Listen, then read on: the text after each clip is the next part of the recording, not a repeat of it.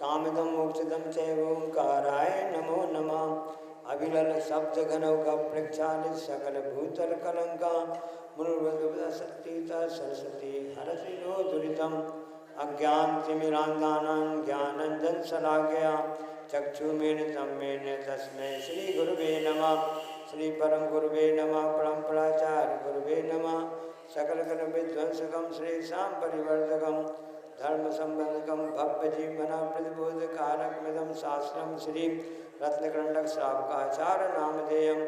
अस्य मूलग्रंथकर्ता श्री सर्वज्ञ देवास ग्रंथकर्ता श्री गणधर देवा प्रतिगणधर देवा तेषां वचनुसार आचार प्रवर श्री समंत्रबद्ध देवे वृक्षदम मंगलम भगवान वीरो मंगलम गौतमो गणे मंगलम कुंद कुंदाद्यो जैन धर्मोस्तु मंगलम सर्वमंगल मांगल्यम सर्वकल्याणकारकम प्रधानम सर्वधर्माणां जैनम जयति शासनम।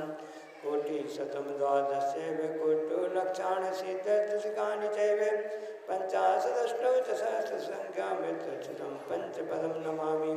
अरहन्तवासयत्वं गणदेवी गद्यं सम्मं प्रणमामि भक्तियुक्तो सुधनानमो वयं शिरसा इच्छामि वन्दे सुधभक्ति कौस्तको कौतस्थानुचिम् अंगोभंग पैडे बावडे पर्यंत प्रणमामि ओ पपुगे चुरिया चेव सत्य धर्म कायम संच कालमंचे मी पूजे मी वंदामि नमः सामी दुख कौ कम कवै नाव सुयोनम समय मरणम जन्मन संपत्ति हो मज्जम। अपनानिक स्वाध्याय विनय श्रीमद् आचार्य भक्ति कायोसर करो।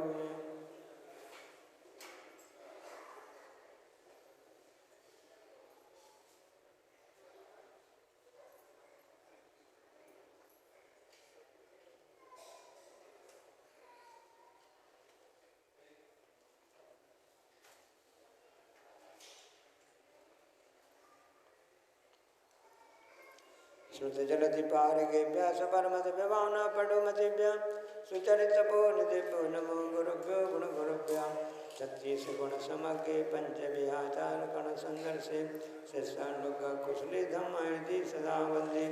गुरु भक्ति संयमेण यतनन्ति संसार सारं घोरं छिन्नति अट्टकं हम जन्मं मरणं न पावयन्ति।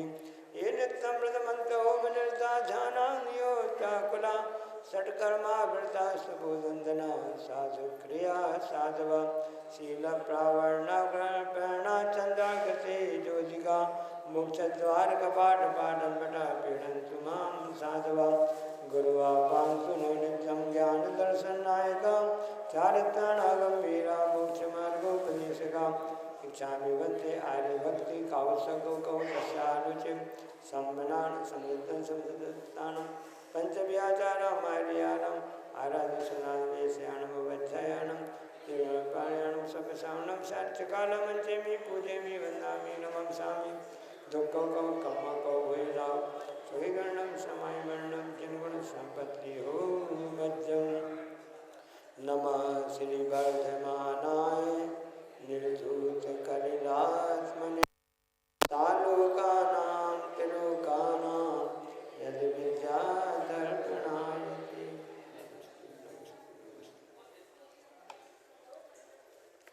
सबके पास पुस्तक है ना, सब उसमें निकाल लीजिए।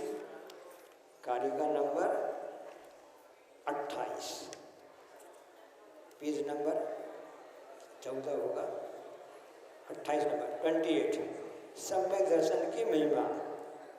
सम्यक दर्शन हम सब ने समझ लिया तो तत्वों का सच्चा सिद्धांत होता है।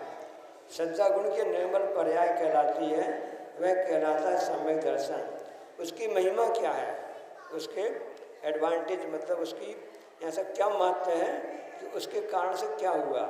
क्योंकि किसी वस्तु की महिमा बता दी जाती है तो हमारी उसके प्रति आस्था और बढ़ जाती है। कारिका नंबर 28 है ना।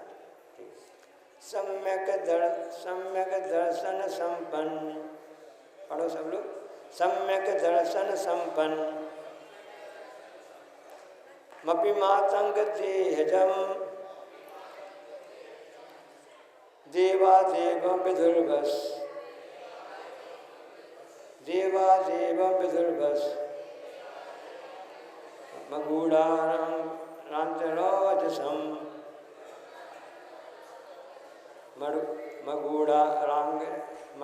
मगूढ़ारांग रांतरोजसम। इसकी परिभाषा सम्यक दर्शन संपन्न मातंग तेजम देवा देवम विदुर्भस गूढ़ारांगरोजसम। इसका अर्थ है देवा यानी जिनेन्द्र देव क्या बता रहे हैं, सम्यक दर्शन संपन्न अर्थात जो सम्यक दर्शन से संपन्न होता है, मातंग तेजम चांडाल कुल में उत्पन्न हुए, अपि भी भस्म गूढ़ांग रांत रोजसम राख के भीतर ढके हुए अंगार के भीतरी प्रकाश के समान, देवम यानी पूज्य विदु कहते हैं।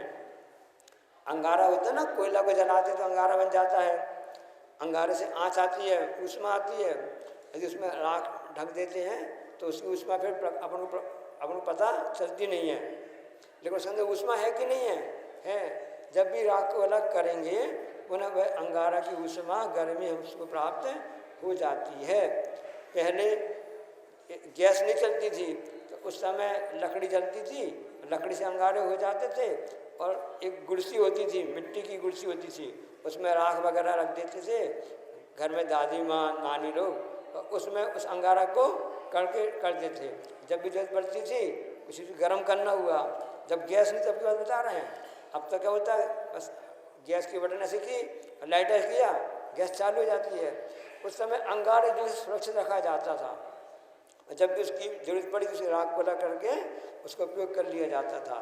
तो उसका उदाहरण बता रहे हैं गुरु महाराज कि जिसके पास में सम्यक दर्शन है वह चांडाल कुल उत्पन्न भी हुआ, तब भी वह देवताओं के द्वारा पूज्य बन गया।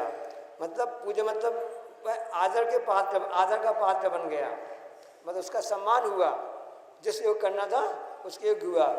आप लोग को मालूम होगा 2 सप्ताह पहले आचार्य महाराज जी करीबा का प्रवचन बड़े पंडाल में हुआ था, आप लोग गए थे, वहाँ नहीं गए थे, हम आपको बता दे रहे थे।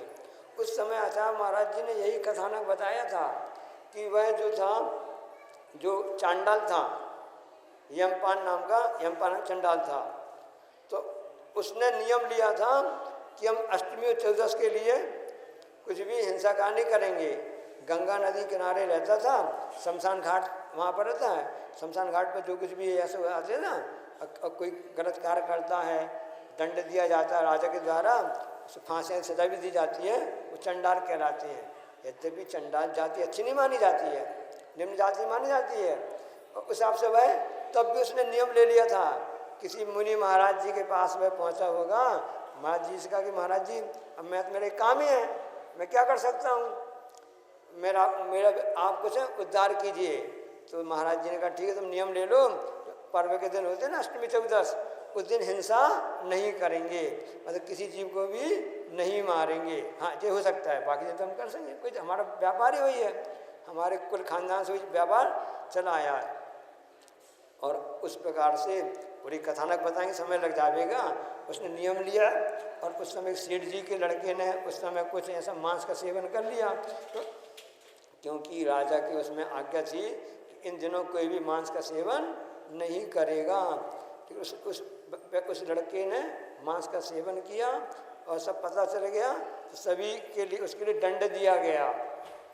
अब वो राजकुमार था वास्तव में, और जब उसको सिपाही पहुँचे, यमपान चढ़ने के पास में पहुँचे, घर पहुँचे, तो उसका तो नियम था कि हम मारेंगे नहीं, वो घर में छिप गया। और उस समय जो सिपाही कहते हैं अरे यमपान चढ़ने की किस्मत ही खराब है, क्योंकि जिसको वो सजा देनी थी वो राजकुमार था, उसके रत्न आभूषण वगैरह उसको प्राप्त हो जाते, किस्मत खराब थी। पत्नी लोभी थी, उसने सुन लिया, उसने इशारा कर दिया कि गंगा पार गए हैं, गंगा पार गए हैं, इशारा कर दिया कि अंदर हैं, अब बोल दिया कि गंगा के पार गए हैं। और जब चौकी उस सिपाही ने देख लिया कि वो तो अभी अंदर है, राजा के सामने ले गए, राजन ये आपकी आज्ञा का पालन नहीं कर रहा है। तो राजा को गुस्सा आ गया, इसको भी सजा दी जाती है और दोनों के लिए उस तालाब में डुबो दिया जावे। राजकुमार जिसने कि मांस खाया था, राजा का उल्लंघन किया था और इसने आज्ञा पालन नहीं किया था। इसने कहा था मैं आज भैया 14 से हम किसी की हिंसा नहीं करेंगे, नियम था, नियम में पक्का रहा, इसको भी दंड दिया जाता है। सबको घटना मालूम है कि देवों के उस सम्यक दर्शन की महिमा उस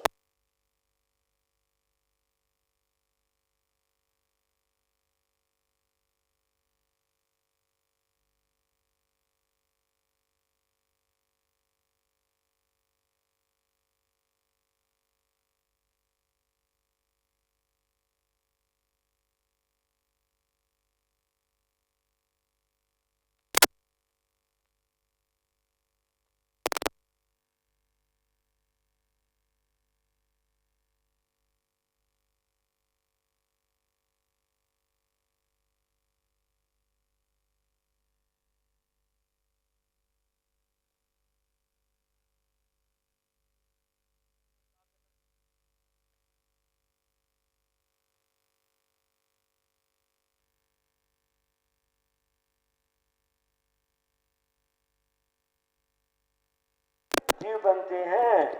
और कैसे जीव? संगी होना चाहिए, पंचंगी होना चाहिए और पर्याप्त होना चाहिए। ये पुरुष की भूमिका रहती है। क्योंकि यहाँ पे बात तो बताई जा रही है कि मनुष्य जो होता है ना, उसको घमंड रहता है, मैं अच्छे कुल का हूँ, मैं अच्छे खानदान का हूँ, मेरा ऐसा है, मेरी प्रतिष्ठा है। विचार कीजिए, यदि मनुष्य उच्च कुल में जन्म उसका है और उसके आचरण निम्न जाति के हैं, उससे कहलाएगा? नहीं कहलाएगा। अब किसी व्यक्ति नीच कुल में जन्म लिया हुआ है, उसके आचरण अच्छे धर्म के हैं, तो वह अपने आप में उसके देव की सम्मान करते हैं, पूजन करते हैं, मतलब उसका आदर सत्कार करते हैं। तो जो मद उत्पन्न हुआ, कुल का मद उत्पन्न होता है ना, जाति मद उत्पन्न हुआ, धन का मद हुआ, उन जिनको मद उत्पन्न होता है उनको शिक्षा देने के लिए बताया जा रहा है कि देखो क्या स्थिति बन गई।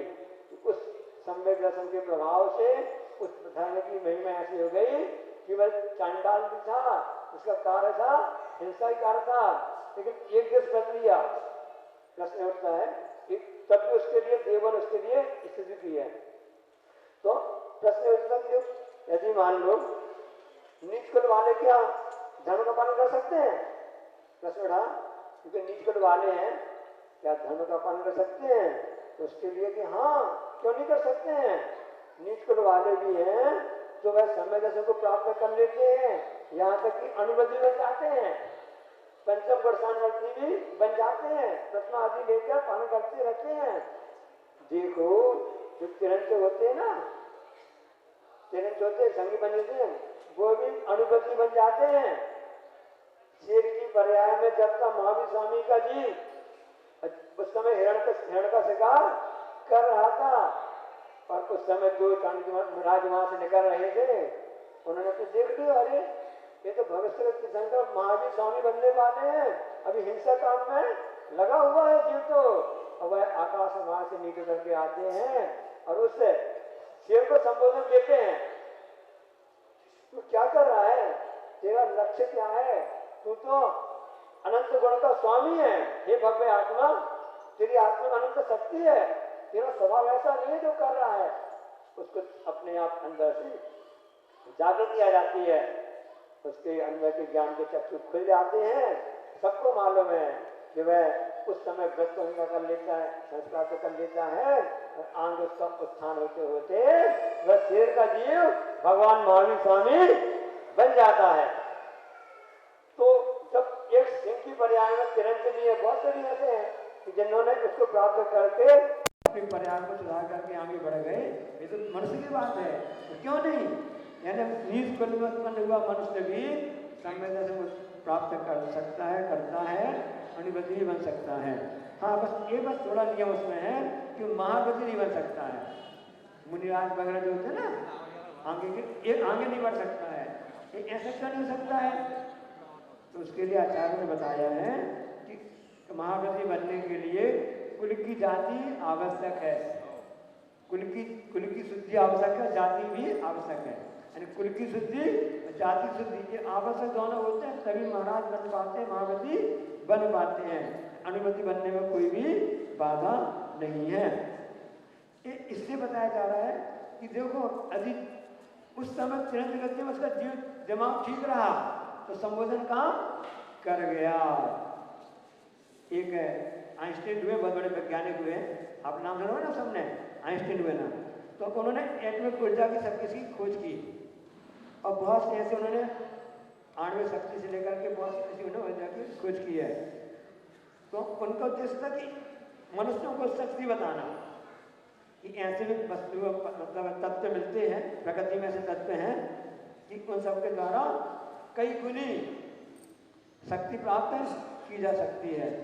तो किसी व्यक्ति ने उनसे कहा कि आपने आविष्कार तो किया, कि आपने ठीक नहीं किया, मनुष्य इसका दुरुपयोग करेगा, एटम बम बनते ना, सब बनते ना, दुरुपयोग करेगा तो इससे तो विनाश लीला हो जाएगी, अन्य चीज होती रहेगी। तो उन्होंने आइंस्टीन ने उत्तर दिया कि मैंने तो अच्छे के लिए बनाया था, मैंने तो अच्छी सोच के लिए बनाया था, इससे शक्ति उत्पन्न होती है, अच्छे जो अच्छे कार्य में आप लगाइए जिसके द्वारा मानव का विकास हो, देश का विकास हो, समृद्धि हो। इसके लिए क्या हमने नष्ट करने तो बनाया नहीं था। तो उन्होंने बहुत सी बात बोली है कि जब तक इस खोपड़ी का, मनुष्य खोपड़ी का दिल और दिमाग ठंडा रहेगा तब तक इसका कार्य सृजनात्मक होगा, रचनात्मक होगा। जब दिल दिमाग काम नहीं करेगा, ये बिफर जाएगा, तो उसे क्या कर सकते हैं? बनाने वाले ने तो सुई बना दी, अच्छे कार्य के लिए बना कि नहीं बनाई है। अब कोई व्यक्ति उस सुई से अपनी आंख फोड़े तो सुई को बनाने वाले का क्या दोष उसमें? उसी प्रकार से यहाँ बताया जा रहा है कि सम्यक दर्शन उत्पन्न होता, धर्म उत्पन्न होता है, तो आप घमंड मत करो, क्योंकि घमंड करने से कोई भी आपका वह समय दर्शन स्थिर नहीं रह सकता है। अपने कुल का जाति घमंड मत करो। देखो नीच कुल में जन्म लेने वाला भी वह व्यक्ति था यमपाल चंडाल, धर्म की महिमा ऐसी अद्भुत रही कि वह उसके आगे बढ़ गया। लक्ष्य सही होना चाहिए। लक्ष्य उसका क्या था कि हमको महाराज जी ने नियम दिया है, हम उसका पालन करेंगे, प्राण जाए पर वचन न जाए। अहिंसा अनुव्रत के रूप में उसका नाम प्रसिद्ध हुआ है, बाकी अनुव्रत वाले थे, सिर्फ एक ही अनुव्रत में उसका नाम है। आप विचार करो कि आज से 1900 वर्ष पहले समझभक्त महाराज हुए हैं, महाव्रती, सद्योपयोगी, आत्मध्यानी, ऐसा तपस्वी धुरंधर महाराज हुए हैं जिनके नाम से पूरे बाजी कांपते थे। उनके लिए भी अपनी कलम चलाई से एक चंडाल का नाम लेना पड़ा। ये हम लोगों की बुद्धि को ठीक करने के लिए, हमारी बुद्धि रास्ते में आ जाए, इसलिए दिलो दिमाग जब हमारा ठीक रहेगा तब तक हम सृजन काम करते रहेंगे और कभी भी रचनात्मक काम करते हुए भी हम कोई भी नष्ट करने वाला कोई कार्य नहीं करेंगे। एक संस्मरण बता रहे इसी प्रसंग में कि नेमावर की बात है और उस समय मुनि श्री प्रबुद्ध सागर महाराज जी के दांत में बहुत दर्द था, काफी उसमें इन्फेक्शन हो गया, सब हो गया था, दांत में बहुत दर्द था और अब दांत को तो खड़वाना पड़ेगा। डॉक्टर ने बोल दिया, डेंटिस्ट आए थे ना, तो वो तो बच्चे लेकर के उखाड़ते हैं। अब दांत उखाड़ने के लिए आए, अब यहाँ तो सिस्टम होते नहीं है, तो उसको शून्य कर दिया जाए, उसके लिए एनेस्थीसिया वगैरह दी जाए, सिस्टम दे नहीं है, आप उसी से खड़वाना ही पड़ता है, आपको दर्द को सहन करना ही पड़ेगा। ठीक है, तो उस समय फिर उन्होंने बताया कि ऐसा कर, हम भी साथ में थे कि महाराज जी ऐसा कर सकते हैं कि जब दांत उखड़े ना तो ठंडे पानी में तो बर्फ का पानी अपने कुएं का पानी में प्लास्टिक में जमा दिया, उस पानी से कुल्ला करा देंगे तो खून निकलना भी बंद हो जाता है और सिर्फ उसके द्वारा जो रक्त का संचार कम हो जाता है तो खून दर्द भी कम हो जाता है। कहीं दर्द होता है ना, बर्फ की सिकाई कभी नहीं करते ना, इस ढंग से जो बर्फ का पानी छींटे मारेंगे, बर्फ का पानी लगाएंगे तो उससे ठीक हो जाएगा। ये अपनी मतलब ऐसी विधि है कि निरापद विधि है, इसमें कोई भी दोष नहीं है। तो उस हिसाब से उनका दांत निकल गया, बर्फ के पानी के छींटे मारे, बर्फ का पानी का कुल्ला कराया, प्लास्टिक कुएं के पानी का बर्फ जमा करके। फिर बाद में हमने बताया था जिसे कि आचार्य महाराज जी वो तो बड़ा बहुत ही दर्द हुआ, लेकिन जब बर्फ का पानी उपयोग करते रहे तो उससे उनका उपयोग बदलता रहा, उसे उपयोग नहीं किया। सिर दर्द होता रहता किसी का और उस समय कोई गाना गुनगुनाते रहो, कोई अच्छे संतुलित तो अपना उपयोग बदल जाता ना, तो सिर दर्द की याद नहीं रहती है, ऐसे दर्द का उपयोग बदल गया। आचार्य ने कहा कि हाँ, इसी प्रकार से जो धार्मिक व्यक्ति होता है उसका लक्ष्य उपयोग होता रहता है ना, तो बाहर कोई भी कार्य उसको परेशान नहीं कर सकते हैं। हमने कहा सर जी बहुत दिक्कत की, डॉक्टर साहब को पूरी ताकत लगानी पड़ी, जड़ बहुत मजबूत थी। सन 2002 की बात है, कितनी पुरानी बात बता रहे हैं आपके लिए। जड़ बहुत मजबूत थी, इसलिए बहुत दिक्कत गई। तब आचार्य ने कहा तभी तो उससे चने चपते हैं, दांत से चने कब चपते हैं? दांत ऐसे चना दबा सकते क्या? नहीं, जब दांत मजबूत रहते हैं तभी उससे चने चपते हैं। और आचार्य बहुत अच्छी बोला कि जो आज के प्रसंग में बता रहे हैं उसी प्रकार से, जिस प्रकार से यदि दांत मजबूत होते हैं तो चने भी चपते हैं, उसी प्रकार यदि सम्यक दर्शन मजबूत रहा तभी संसार के जो चने हैं तभी चबाए जाते हैं। तो गुरु वाणी आपको बता रहे हैं संसार के जो चने चबाना ना, उस तभी जब आपकी सम्यक दर्शन मजबूत होगा तो हमको हमारी आस्था श्रद्धा से कोई भी डिगा नहीं सकता है। सुभाचार्य ने कहा था कि प्रकृति सबकी अलग अलग होती है, प्रकृति सबकी अलग अलग होती है। अब अग्नि की प्रकृति कैसी है? उष्णता गर्म है, और पानी कैसा होता है? ठंडा होता है, शीतल होता है। लेकिन वहाँ पानी भी यदि गर्म रहता है तब जो अग्नि को बुझाने का काम करता है। एक प्रकृति समझो, अपनी प्रकृति समझोगे तभी आप साथ में कर सकते हो। इसलिए कई बार प्रकृति किसी की रहती है, उसको मीठा खिलाया जाता है, मीठा खिलाया जाता है, लेकिन साथ साथ में टेस्ट बदलना भी आवश्यक हो जाता है। तो कुछ नमकीन कड़वा वस्तु भी उसके लिए दे दी जाती है। यहाँ तक कि कोई दवाई भी कड़वी दी जाती है ना, तब भी उसके लिए सुगर कोटेड करके दिया जाता है। कि गुरु महाराज की कृपा है कि हम सबके लिए सुगर कोटेड दवाई दे रहे हैं। ये समझ में तो आ जाए, कितनी गाथा हो गई? 28 गाथा हो गई। किसी भी ढंग से हमारा सम्यक दर्शन मजबूत रहे। ये सब चरणान योग की बात चल रही है। ये ग्रंथ का किसका है? चरणान योग का है। जब यही बात हम कर्णान योग के अकॉर्डिंग देखते हैं, उसकी दृष्टि से देखते हैं तो वहाँ सम्यक दर्शन कैसे उत्पन्न होता है? तो वहाँ ये कहा जाता है कि अनंतानुबंधी क्रोध मान माया लोभ और से मिथ्या समय प्रगति, 7 प्रकृति है ना, इन प्रकृतियों के उपशम छाया क्षोभम से सम्यक दर्शन उत्पन्न होता है। तो यहाँ पर देखो सम्यक दर्शन की महिमा ये है कि आगे कैसा क्या होता रहता है। एक देव भी ऊपर बना रहे, आगे बताएंगे कि देव भी रहता तो एक दिन उत्पन्न होता है। लेकिन सम्यक दर्शन किसी को प्राप्त हो गए यहाँ पर तो छड़ालाकार भी कहते हैं कि वह उत्पन्न नहीं होता, भ्रमण उत्पन्न नहीं होता है, स्त्री उसमें नहीं जाता, नपुंसक नहीं बनता है। ऐसी बहुत सी विशेषताएं होती हैं। प्रथम रंग छोड़कर नरक में नहीं जाता है। ऐसी बहुत सी विशेषताएं अपने आप आ ही जाती हैं। इस समय से इतना अच्छा फल है तो हम उसको क्यों नहीं भोगें, उसको क्यों नहीं हम अपने मजबूत करें? क्योंकि जीवात्मा जो है ना, जैसा कर्तव्य करता है उसका फल वैसा ही भोगता है। जो मिश्री यदि खाता है उसको कैसी मिठास आएगी? मीठी मिठास नहीं आएगी ना। मिश्री जो खाएगा, क्यों बच्चों मिश्री कैसी रहती है? शक्कर कैसी रहती है? मीठी रहती है, ऐसी मिठास आती है। और मिर्च खाएगा तो उसके लिए C vitamin C, vitamin C किसमें होता है? मिर्ची में होता है ना, सीसी करता है। मिर्ची खाएगा तो बेटा उसके लिए सीसी करता रहेगा, क्योंकि उसका मुंह जलता भी रहता है। इसलिए सम्यक दर्शन ऐसी मीठी वस्तु है कि जो कि हमारे लिए आगे अच्छी तरह सप्लाई करती रहती है। अब वह व्यक्ति देखो, सम्यक दर्शन वाला व्यक्ति जो है ना, जो निष्कल वाला, वह महाव्रती नहीं बन सकता है, बाकी अनुव्रती तो बन सकता है।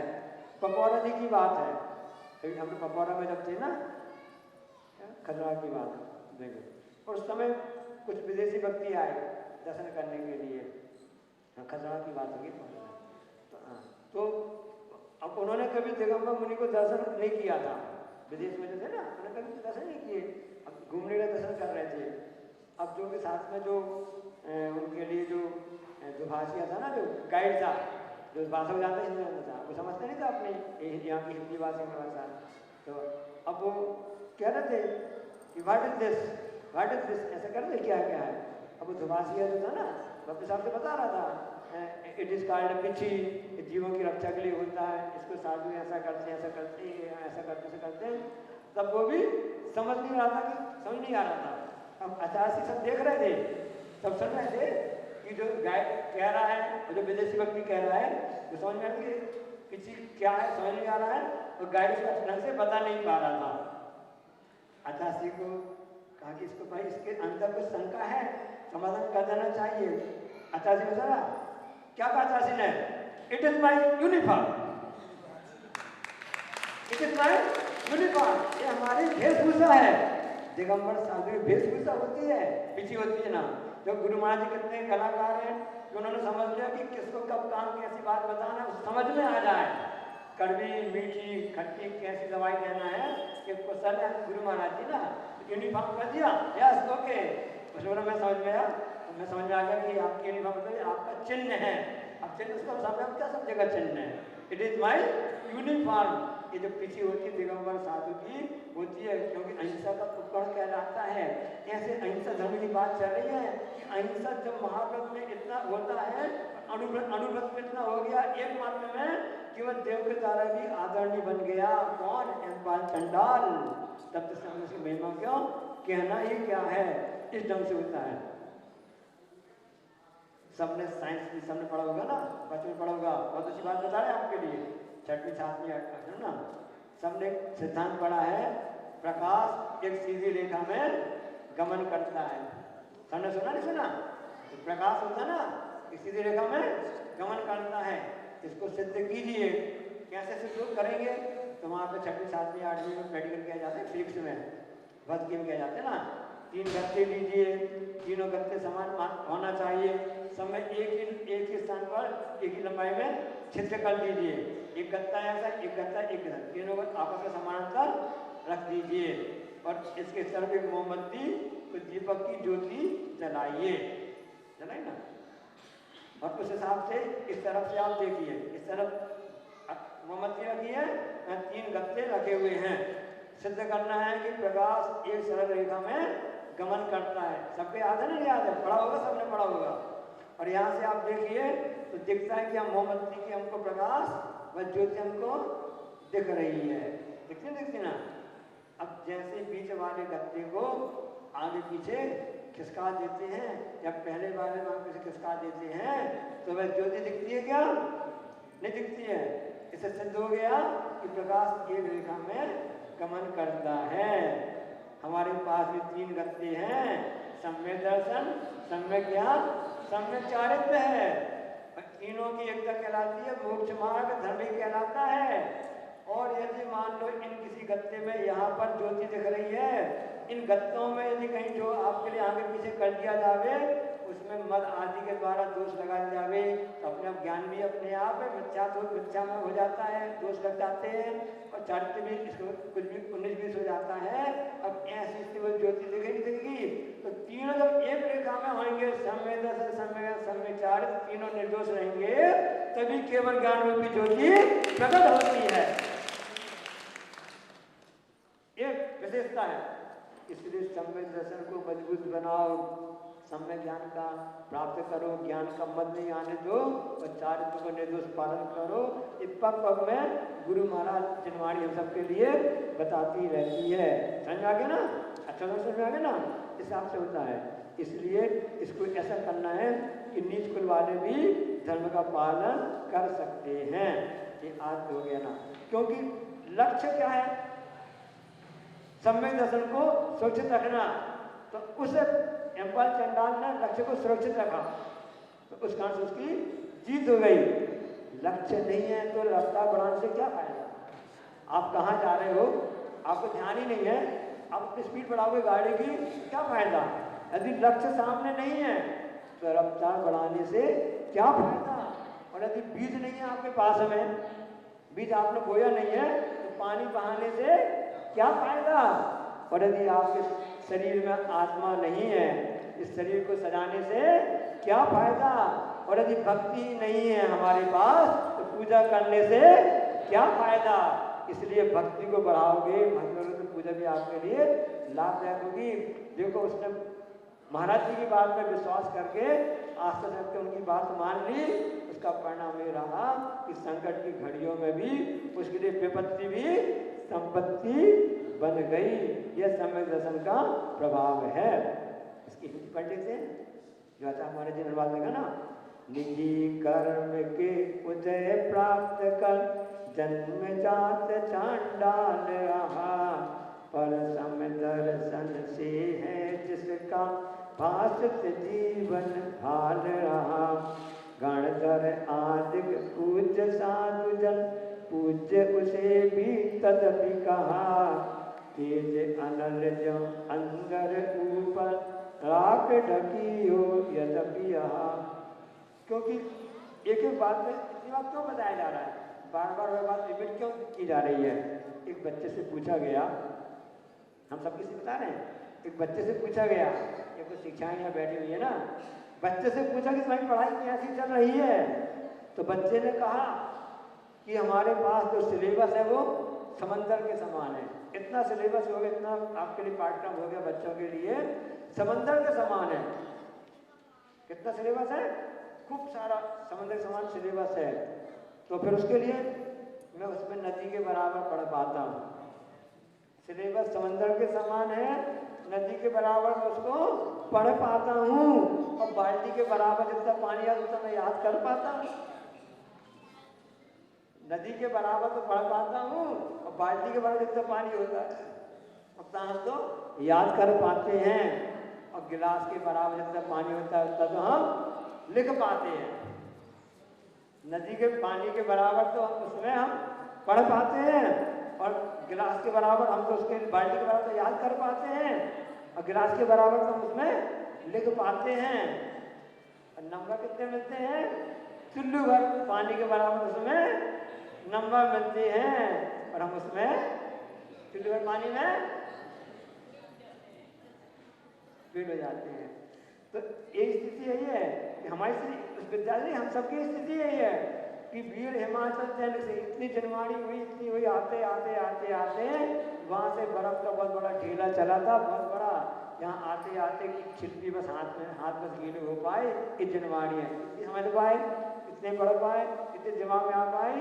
बाहर जैसे जाएंगे बस जयराम जी की जय जिन्हें स्थिति बन जाती है। इसलिए गुरु महाराज जी हम हमेशा कहते रहते हैं कि आपकी समझ में तो आ जाए, थोड़ा बहुत तो आपके दिमाग में भेदों में घुस जाए। इसलिए गुरु महाराज जी अनेक प्रकार की स्कीम लगाते रहते हैं। ये सब उदाहरण क्यों बता रहे हैं ना, गुरु जी का आचार्य जी का आप अच्छे कथानक बता रहे हैं कि जो बम्बई मिठाई वाला आता ना, बजाता ना, घंटी बजाता है, और डंडी में से बम्बई की मिठाई दिया रहता ना, सब बच्चे घंटी में तो बच्चे इकट्ठे हो जाते हैं, लकड़ी निकालता ना, तो उसमें अलग अलग से कभी चश्मा बना देगा, कभी साइकिल बना देगा, कभी पेन बना देगा ना, कि बच्चे से देख करके खा लें, मतलब मोहित हो जाए और पैसे देकर खरीद लें, उसको खुशी होते रहते देख करके और खा भी लेते हैं। इस हिसाब से होता है। तो बम्बई की मिठाई वाला, तो अपने जब गुरु आचार्य महाराज बम्बई की मिठाई वाले जैसे हैं, हम लोग बच्चे जैसे हैं कि किसी भी तरह से तो कुछ खा पी तो लो, तुम्हारा मन बह जाए, समझ तो लो बात क्या है, आपका सम्यक दर्शन मजबूत बना रहे। इसलिए बम्बई की मिठाई वाले गुरु महाराज जी चलकर वहाँ से चलकर आए हैं, 600 किलोमीटर चल कर मध्य प्रदेश से आए हैं, पार्श्वनाथ भगवान की से पवित्र भूमि पर आए हैं कि किसी भी तरह से यहाँ के सभी लोगों के बात समझ में तो आ जाए। समझ आ रही कि नहीं आ रही है? आ रही है। अब अपन अगला कारिका पढ़ेंगे, कारिका नंबर 29 कि धर्म अधर्म का क्या फल है। धर्म अधर्म का क्या फल है उसको हम सब देखते हैं। कारिका नंबर 29 पुस्तक है ना, स्वापि देवोपि देवा स्वापि देवोपि देवा जायते धर्म किल विसार, जायते धर्म किल विसार, कापि नाम भवे धन्य, कापि नाम भवे धन्य, संपद्धर्माचरीणाम, संपद्धर्माचरीणाम। एक साथ, स्वापि देवोपि देवा स्वा जायते धर्म किल विसार, कापिनां भवेदन्या सद्धर्माचरीर्णाम। धर्म जानते हैं, धर्म अच्छे कार्यक्रम धर्म कहलाता है। किलबिसात यानी पाप, किलकिल वाले काम करते हैं ना, पाप किलबिसात। और स्वा यानी कुत्ता, स्वान यानी कुत्ता होता है। अपि वह भी देवा यानी देव भी, और देवा देव भी स्वा यानी कुत्ता जायते हो जाता है। धर्म और पाप से कुत्ता भी देव हो जाता है, देव भी कुत्ता हो जाता है। दोनों से नहीं, ये बताया जा रहा है कि धर्म के प्रभाव से कुत्ता देव हो जाएगा, अधर्म पाप से देव भी कुत्ता हो जाता है। शरीरिणाम इसलिए जीवों के लिए धर्म से अन्य भी, अपनी इससे भी का अनिवर्तनी संपदा प्राप्त होती है। धर्म की महिमा बता रहे हैं कि धर्म के द्वारा ऐसा होता भी है, और धर्म की महिमा अचिंतनीय है। उसके लिए कहा जाता है धर्म कैसा है, देवा भी तस्य मनंती जिस धर्म में सया मनो, मतलब जहाँ धर्म होता है वहाँ देवता भी प्रणाम करते हैं। जैसे अनेक घटना में हमने देख करके आए हैं, क्योंकि देव असंयमी होते हैं। मनुष्य ऐसा है कि संयम धारण कर सकता है, जैसे भी पंचोत्थान प्रतिबंध आते हैं, यह मनुष्य की मुख्यता है। तो वो देव भी असंयमी होते हैं, उनको संयम धारण कर सकते हैं। और वहाँ इसलिए जब वह कोई भी एक देश व्रत का पालन करता है, और देव भी आकर उसको प्रणाम नमस्कार करते, उसकी पूजा अर्चना करते हैं, उसका आदर सम्मान करते हैं। ये धर्म की महिमा है। अधर्म की महिमा सब जानते ही हैं, सबके पास इतिहास पता है, हर देश का पता है, रामायण महाभारत है, अधर्म का क्या होगा। देखो इस धर्म के प्रभाव से जीवन धर्म के लिए कथानक आता है कि कुत्ता के जो नमक का मंत्र सुनाया तो वह कुत्ता भी देव हो गया। बहुत सी ऐसी हैं। अब कौन सा शोषण यक्ष बना था, उसे बाद में रक्षा की थी, आगे आप जैसे पढ़ेंगे उसमें आपको पता चल जाएगा। इसी प्रकार से एक और बात बता दें आपको, जब जटायु था ना, जटायु था तो उस समय उसके अंतिम समय चल रहा था, तो उस समय रामचंद्र जी ने नमक सुनाया था, उसके प्रभाव से वह भी देव बन गया था। इसी प्रकार से बैल के लिए भी आता है कि वो कौन से वृषभध्वज नाम का वो राजा था ना, तो बैल की अवस्था में था, तो उसको नमक सुनाया गया था सुग्रीव के जीव ने, या प्रधान मंत्री ने सुनाया था, पद्म रुचि नाम कुछ में ना बन गया था। तो बैल भी आगे जाकर के सुग्रीव बन जाता है। ये धर्म का प्रभाव है।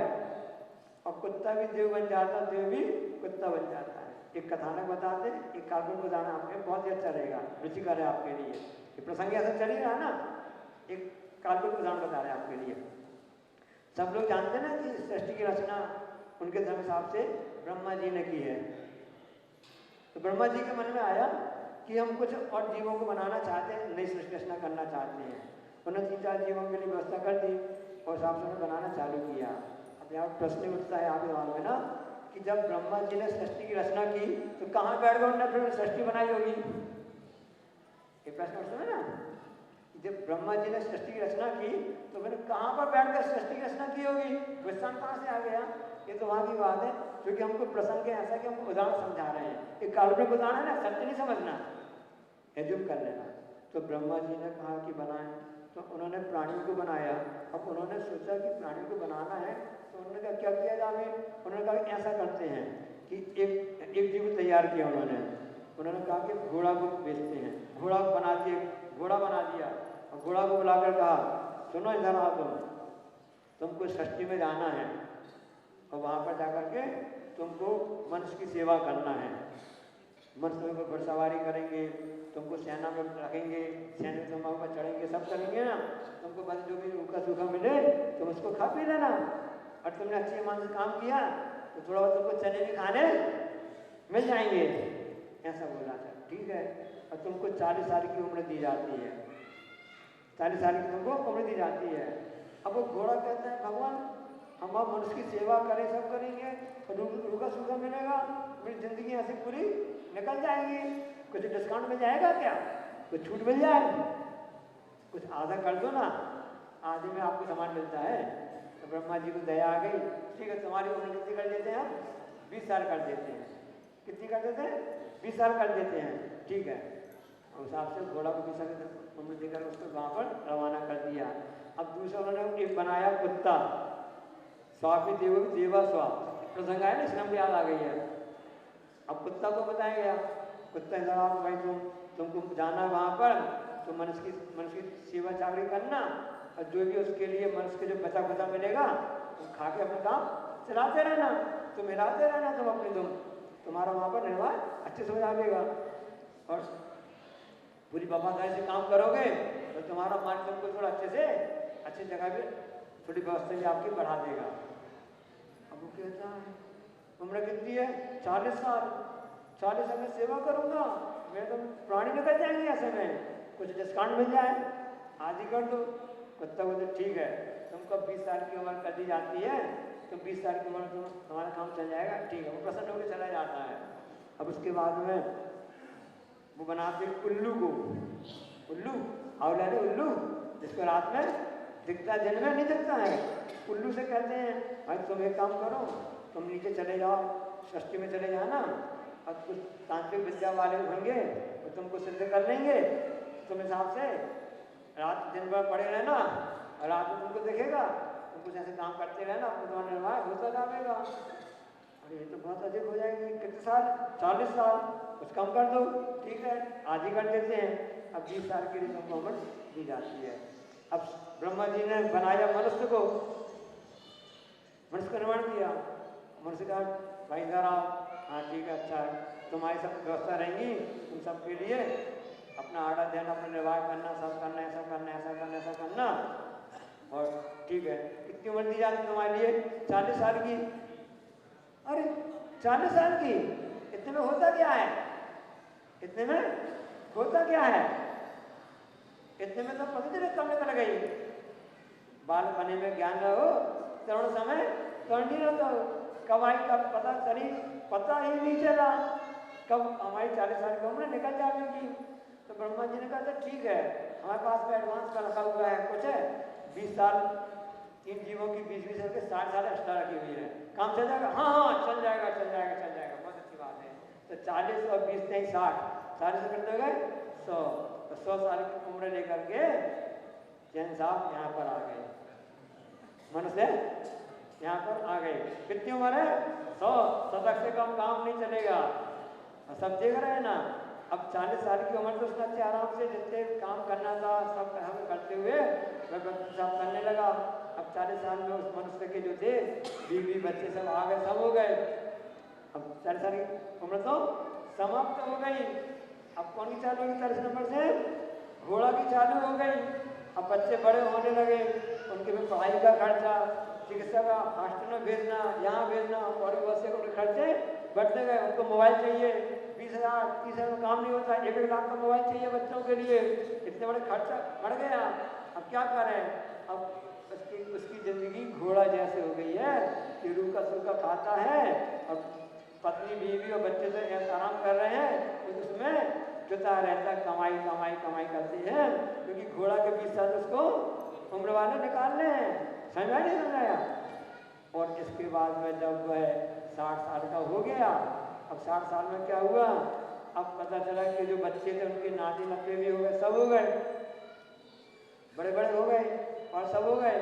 अब इसमें काम नहीं चल रहा है और बच्चे ने चाबी छीन के रख ली मकान की, दुकान की, गोदाम की, सब चले चलो अब अब्बा तुम यहाँ पर आराम से खाट में यहाँ पर बैठे रहो, क्योंकि 61 नंबर चालू हो गया ना। 61 नंबर की जो उम्र चालू हो गई थी वो कैसी कुत्ता जैसी चालू हो गई थी, कुत्ते की उम्र थी ना। अब तुम यहाँ पर चुपचाप पड़े रहो और तुमको जो भी बचाएगा भोजन आदि जैसा वैसा तुमको दे दिया जाएगा, क्योंकि उम्र वही अब चल रही थी। पर ऐसा करते करते हुए 70-80 साल तक जीता रहता है। अब आगे आ गया और टुकड़ा हुआ बुढ़ापा हो गया और बीमारी ने उसको घेर कर लिया। अब पता चला कि 81 साल की उम्र चालू हो गई। किसकी उम्र थी वो, 20 साल की थी, किसकी, उल्लू की। अरे मनुष्य यहाँ पर आया है तो दूसरों को उल्लू बनाना खूब जानता है, दूसरों को उल्लू बनाने में माहिर हो गया है कि कैसे सब उल्लू बन रहा है इसको तो बता देखो। और वहाँ पर वह खाट में पड़ा रहता है, बीमार पड़ा रहता है, खांसता खपाता रहता है और आंखें कमजोर हो गई हैं, इंद्रियां शिथिल पड़ गई हैं, कुछ भी उसके लिए समझ में नहीं आता कैसा क्या करें। और उल्लू जैसा उसको दिन में तो दिखता नहीं है और रात में वह पड़ा रहता है।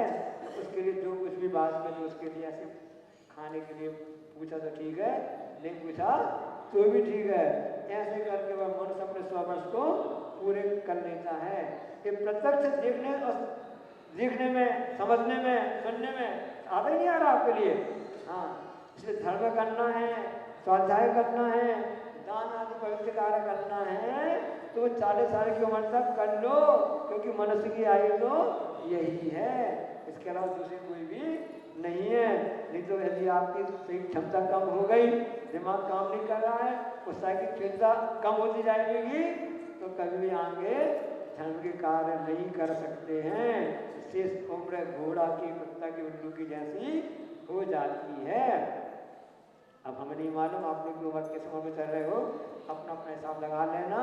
हमारी बात समझ में आ जाए तो समझना कि अब बस जब जागो तब सवेरा।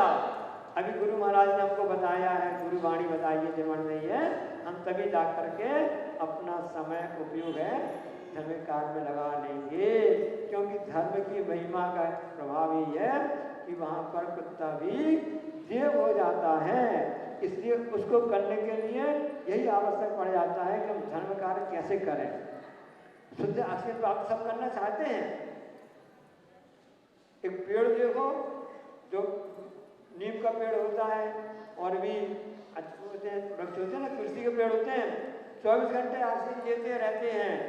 तो मनुष्य ऐसा है कि ऑक्सीजन लेता है और कार्बन डाइऑक्साइड जो अशुद्ध गैस कहलाती है उसको छोड़ता रहता है। छोड़ने के लिए इसको छोड़ता रहता है, परिग्रह छोड़ो, क्रोध मान माया लोभ छोड़ो, इनको छोड़ने के लिए कहा है, ये धर्मोपदेश दिया जा रहा है। इसलिए जब तक एक उम्र हमको मिली है, जब तक हम जागृत, हमारा विवेक जागृत है, बुद्धि जागृत है, उत्साह जब तक है, उत्साह में कमी नहीं आई है, तब तक हम इंसान की जिंदगी जीते रहें, हमारा दिमाग ठीक रहे। एक बहुत अच्छी बात हम आपको बताना चाहते हैं, बहुत ही चिंताजनक बात है। निरापक मर्जी हमें समाचार आए थे कि समय शिखर के लिए कि वर्तमान में मनुष्य क्या चाहता है, इंसान क्या चाहता है, एंजॉय, हैप्पी, घूमना, पर्यटक, ये सब हो गया है। वो कश्मीर जाना चाहता है, ऊटी जाना चाहता है, सब तो घूमना चाहता है। तो शासन को दिमाग में आ गई कि पर्यटक स्थल बना दो तो पैसा भी अच्छा आता रहता है। और जो धार्मिक क्षेत्र है, सिद्ध क्षेत्र है, हमारी आस्था के केंद्र समय शिखर, वहाँ के लिए शासन प्रशासन पर्यटक स्थल बना रहे हैं। अब आप विचार कीजिए, यदि वो पर्यटक स्थल घोषित हो जाएगा, वहाँ सब प्रकार की खान पान चालू हो जाएंगे, प्रगति चल रही है, विकास चल रहा है, ये विकास नहीं विनाश है। वहाँ पर 5 स्टार होटल बन जाएंगे, मांसाहार का सेवन बढ़ जाएगा और भी स्थिति, तो वहाँ की शांति, स्वच्छता, एकता और जो अहिंसा सब है नष्ट हो जाएगी। इसलिए जैन धर्म मानने वालों, अहिंसा मानने वालों, अहिंसा की बात चल रही है, आप लोग जागो, सो मत, आप लोग अपनी कलम उठाओ और ज्ञापन दो एसडीएम के लिए, कलेक्टर के लिए, सीएम के लिए कि हमारा धार्मिक क्षेत्र है, उसको धार्मिक क्षेत्र बनाना, उस परिसर नहीं बनाए। बहुत ही चिंताजनक बात है, गंभीरता सोचना इस बात के लिए। हम सभी के लिए कह रहे हैं, जितने भी टीवी वाले हैं, कैमरा वाले, मंच वाले, चैनल वाले हैं, जितने भी हैं, सबका कर्तव्य हो जाता है कि जो भी अहिंसा धर्म पालन करने वाले हों, कोई भी 13-बंदी, 20-25 दिगंबर, श्रीरामबर, स्थानकवासी और से जितने भी लोग होते हैं ना, सबका कर्तव्य होता है कि हम एकजुट होकर इस बात का विरोध करें, शासन प्रशासन इस बात के लिए बताएं कि हमारा संवेद शिखर जो है धार्मिक आस्था का केंद्र है, पर्यटक स्थल नहीं है। ये यहाँ हम लोग वहाँ जाते हैं, वहाँ भगवान की पूजा इसी करने के लिए, साधना करने के लिए जाते हैं। जहाँ से अनंत सिद्ध परमेश्वरी मोक्ष गए हैं, ऐसे सिद्ध बनने की भावना लेकर के वहाँ पर अपनी पूजा पाठ क्रिया करने जाते हैं कि मौज उड़ाने जाते हैं। तो मौज का अड्डा ना बने, वह ऐसा सबको प्रयास करना है। इसलिए जब तक कि आपके दिमाग में बात आ जाएगी तो आपका क्या समझ आएगा, ये समय चला जाएगा, कुछ भी नहीं हो जाता है। अब पछतावे का होते जब चिड़िया चुग गई खेत, यदि शासन उसके लिए प्रस्ताव बना दिया, पारित हो गया, फिर आप कुछ भी नहीं कर सकोगे। इसलिए आपको आज ही अभी इसको कदम को उठाना है। जब चिड़िया चुग गई खेत, और जब आप सुबह कर देखेंगे तो खेत में मिलेगी रेत ही रेत। इसलिए हमारा खेत जो है वह रेत में परिणत न हो जाए, उसकी उपजाऊ मिट्टी बनी रहे। ऐसा हमें से कर जिसकी बुद्धि पवित्र की एक कण भी लगा लेते हैं तो हमारा पूरा जीवन, हमारा पूरा भाव से तो बंधे जो कोई ताऊ नरक पशुगत नहीं होए, ये कहा जाता है। ऐसी मिट्टी की पवित्रता बनी रहे, इसलिए आपको जागना है।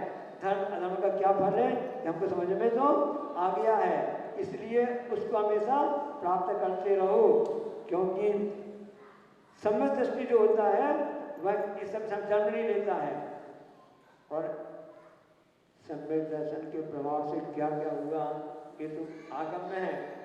अभी हम प्रशांत हमारे जी पुस्तक पढ़ रहे थे जय सरस्वती, उसमें लिखा हुआ बहुत अच्छी बात लिखी हुई है गुरु ने कि आचार्य देवभूषण महाराज जी हुए हैं, जिनसे आचार्य महाराज जी ने ब्रह्मचर्य दिया था ना, तो आचार्य देवभूषण महाराज जी कहीं पर जा रहे थे और वहाँ पर रास्ते में किसी व्यक्ति के सांप ने काट खाया। उसने खूब जितने भी मंत्रवादी थे सबके लिए जैन सब खूब प्रयास किया, तब भी उसका असर नहीं हुआ। वहाँ पर आचार्य देवभूषण महाराज जी ने, उसमें कुछ समय लगा है, उसमें महाराज जी ने कमंडल का जल अंजलि में लिया, नमो का मंत्र पढ़ करके उसके उस पर छिड़क दिया। देखो महामंत्र का प्रभाव, फिर तुरंत ही उस व्यक्ति का विष दूर हो गया। साक्षात घटना अपने सामने आ रही है। क्या तब को विश्वास नहीं है क्या? क्यों नहीं है? धर्म में आस्था ही तो कहती है कि हमको अपने धर्म में, अपने सम्यक दर्शन में, गुरुवाणी में, प्रभुवाणी में, जनवाणी में ऐसी आस्था श्रद्धा रखनी है कि यही सही है, इसी के द्वारा हमारा उत्थान हो सकता है। जो मद में रहता है उसकी क्या घटना होती है, एक बिल्कुल सत्य घटना बता रहे हैं। ईसा पूर्व के 26 शताब्दी घटना है। ईसा पूर्व के 26 शताब्दी घटना है कि वहाँ पर मीलो नाम का कुश्ती बहुत बड़ा पहलवान था, उसका नाम था मीलो। वो इतना पहलवान था कि वो रास्ते चलते थे, किसी भी जो सांड होते ना, बड़े बैल होते ना, उनको आपस उनके भाव से लड़ जाता था, सींग पकड़ करके लड़ जाता था। इतना पहलवान था, इतना पहलवान था, और उसे यहाँ उसको लड़ जाता था और उसको मार करके कच्चा ही मांस खा जाता था। ये हिंसा जो प्रवृत्ति वाले लोगों की बात बता रहे हैं, इस हिसाब से वो कर जाता था और उसे उसके आए दिन करता रहता था। अब वो एक बार जंगल में जा रहा था, उसने देखा कि पेड़ पर जो पेड़ होते ना, तो गांव वाले उसमें उस पेड़ पर काट रहे होंगे, तो उसमें उनकी कुल्हाड़ी फंस गई। खूब निकालने का प्रयास किया ग्रामीण लोगों ने कि उसमें कुल्हाड़ी फंस गई, तो निकली नहीं, तो उन्होंने उसको वैसे छोड़ करके गाँव वाले ग्रामीण जो थे अपने गाँव वापस आ गए। अब जो मीलो नाम का जो पहलवान था, कुश्ती खेलने वाला था, इतना ताकतवर था, और जब वहाँ उसने देखा अरे इस पेड़ के इसमें खांचे में तो कुल्हाड़ी फंसी हुई है, उसमें ताकत का घमंड आ गया, इतना शक्तिशाली मैं इसको निकाल के रहूँगा। और उसने उस लकड़ी को पकड़ करके पूरी ताकत लगा दी, खूब प्रयास किया, पहलवान तो था, और उसने कर करके उसमें ऐसा खींच करके उस कुल्हाड़ी को उसने निकाल लिया। जैसे कुल्हाड़ी निकाली और धोखा से उसका हाथ फंस गया। मीलो पहलवान की बात बता रहे हैं, उसका हाथ उसमें फंस गया। अब वो लकड़ी बहुत मजबूत थी उस हिसाब से जो था, तो उसके खांचे में उसका हाथ फंस गया। अब वो एक हाथ से कैसे निकाले, जब कुल्हाड़ी निकालने दोनों हाथ लग गए, अब एक हाथ को निकालने में एक हाथ कैसे काम करेगा, वह परेशान हो गया, उसका हाथ उसमें फंसा रहा, नहीं निकल पाया। रात को जब आप जानते हैं जैसे जंगली जानवर आते हैं रात को निकलते हैं, उन्होंने देखा जंगली जानवरों ने और उसको अपना भोजन बना लिया। अधर्म का फल वहाँ देखो, वैसे जीव हिंसा ऐसा करता रहा, सांड को बैलों को मारता रहा, और उसी भाव में तुरंत उसको फल मिल गया। उसको अपने प्राण, इतना बड़ा पहलवान, नामी पहलवान था, उसको अपने प्राणों से हाथ धोने पड़े। ये अधर्म का फल है, इसलिए उससे बचो, क्योंकि सच्ची संपदा जो है वो हमारी धर्म ही है। इसलिए धर्म को प्राप्त करने के लिए एक ही है कि हम सरल सत्य व्यवहार करें। जो सरल और सत्य का व्यवहार करते हैं, अपने भाव अच्छे रखते हैं, उनके पास कोई भी संकट आता है वो अपने आप दूर हो जाता है। इसलिए मनुष्य का कर्तव्य हो जाता है कि हम उदार भावना के साथ ही हम अपना आपका व्यवहार करते रहें। हमारी उदार भावना ही हमारी सब संपत्ति है। जिस दिन व्यक्ति सोच ले कि हमारी उदार भावना ही हमारी सच्ची संपत्ति है, उसी समय आप देख लेना जितने भी आपके प्रतिकूल साधन हैं वो आपके साधन अनुकूल बनते जाएंगे और आपका कुछ भी बिगाड़ नहीं होगा। कोई कर्म का उदय आ भी जाएगा आपके लिए, साधा बेचने का उदय भी आ जाएगा, थोड़े रूप में निकल जाएगा। धर्म की महिमा है। हम मंदिर जा रहे थे, हमारे पैर में कांटा लग गया। हम अच्छे काम के लिए जा रहे थे, कांटा क्यों लगा? ये तो ठीक नहीं है। अरे भाई विचार तो करो कि आपके लिए कर्म का तो नहीं चल रहा था, आपको सूल बस लगा, आपके हिस्से में सूली थी, आपने पूरे में से कर्म किया होगा, साता बेदी ऐसी आपने बांध ली, उदय में आनी थी कि वो सूली के रूप में आनी थी। आपके भाव परिणाम अच्छे थे, प्रभु की वंदना करने जा रहे थे, अंत से पासनाथ भगवान के दर्शन करने जा रहे थे, तो वो सूली भी थी, तो वो सूल में निकल गई। ये धर्म का प्रभाव है। समझ नहीं आ गया? तो हम सभी धर्म को सच्चे अर्थ में समझें। धर्म कहता क्या है और सबको क्या फल मिलता है, और हमारी इस ढंग से बनी रहेगी रफ्तार, अपने लक्ष्य को देखते रहेंगे तो हम उस रफ्तार को, अपने लक्ष्य को प्राप्त कर सकते हैं। इसे लक्ष्य को निर्धारित करने का लक्ष्य क्या होना चाहिए, और आप कितनी भी गाड़ी स्पीड बढ़ा दो आप प्राप्त कर लोगे। हमारा जो लक्ष्य निर्धारित नहीं है, टारगेट एम हमारा निर्धारित नहीं है, आप कितनी भी कहीं गाड़ी भगाते रहोगे। हमारा लक्ष्य था कि हम गुरु के दर्शन करने आए, हमारा लक्ष्य था कि हम भगवान के दर्शन करने आए। तो पता चला कि 5 घंटे में आप छत्तीसगढ़ से, मध्य प्रदेश से यहाँ पर पहुँच गए। इसी प्रकार से हमारा लक्ष्य सम्यक दर्शन है, धर्म है, परोपकार है, अहिंसा है। इस लक्ष्य को लेकर हम चलेंगे तो वह दिन दूर नहीं कि जब अपने लक्ष्य को प्राप्त करके नमो सिद्धाणम सिद्ध अवस्था को प्राप्त कर सकेंगे। हम सबका समय हो गया है। इसका हिंदी में अनुवाद जो आचार्य महाराज जी ने लिखा है हम पढ़ते हैं। धर्म भाव बस स्वान स्वर्ग में, देव बने वह सुखित बने, पाप भाव बस देव स्वान हो, पशु गति में आ दुखित घने। अतः धर्म के बिन जग जन को, अन्य कौन फिर संपद है। धर्म शरण हो मम जीवन हो, अक्षय सुख का साधन है।